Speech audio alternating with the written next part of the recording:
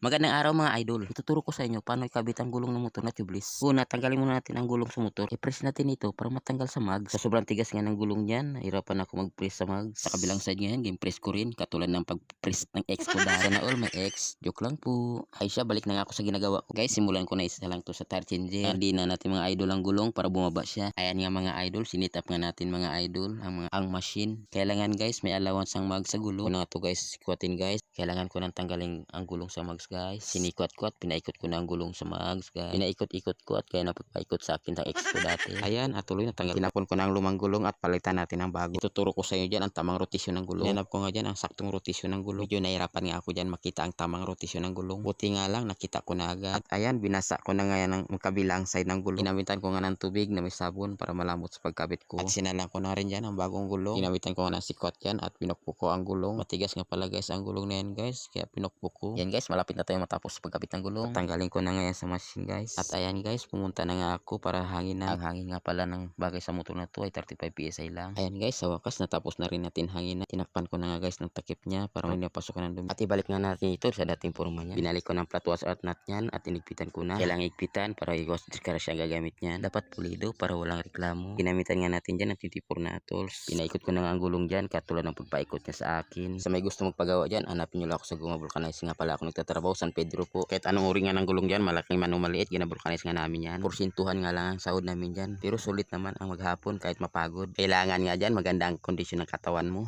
para magawa mo ng maayos ang trabaho mo. Ang kagandahan nga dyan, ang customer ang nagbibigay ng tip. Kinabit ko na nga dyan ang tambutso ng motor. Hindi nga madali ang pagkabit niyan. Nasa sulok kasi ang nut niyan. Kailangan pa nating silipin bago makabit natin. Kailangan ikbitan natin ng maayos para maganda ang andar. Ayan na guys, natapos ko na rin guys. Kukunin na nga ng customer yan. Please follow and like and share. Thank you po.